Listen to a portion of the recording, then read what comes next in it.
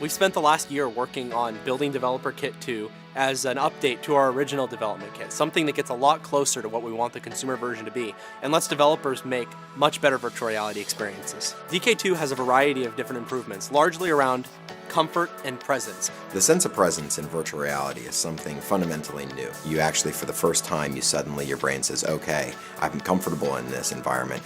I know it's not real, but I think it is. With the second developer kit, a year of R&D, we're getting a lot closer. DK2 has lower latency, higher frame rate, higher resolution, and low persistence, along with full 6-DoF positional tracking.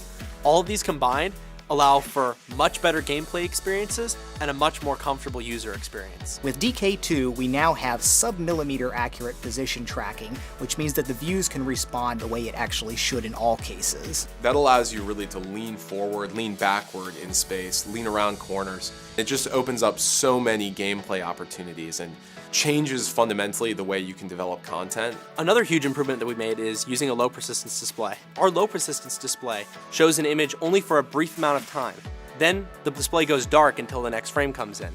Doing this at a high enough frame rate means that your brain does not see any motion blur or any judder in the resulting image. 2 years ago, I thought all we needed was faster pixels, get to 120 Hz OLED response time, and we were done.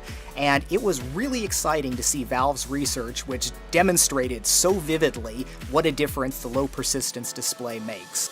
We've also greatly reduced the latency in our system by improving our code, video pipeline, and display.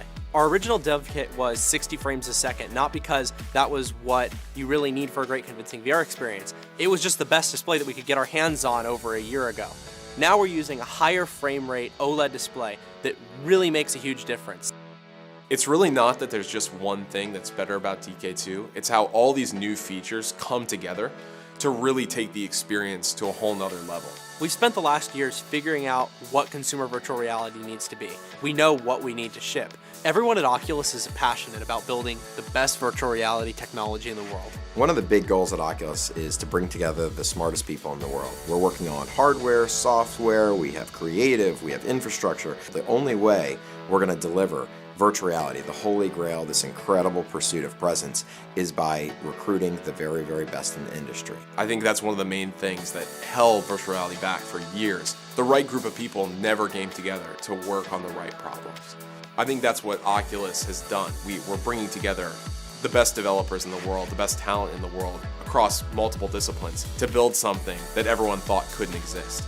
The virtual reality community is stronger than it's ever been before, and we would not be where we are without them. There are hundreds of virtual reality experiences being created, more content in the last year made for VR than in the last 20 years combined. It's going to be the small teams that go out and do something that's so fundamentally cool that it winds up defining the language for the platform. We can't wait to see the experiences that come out of all of these new features.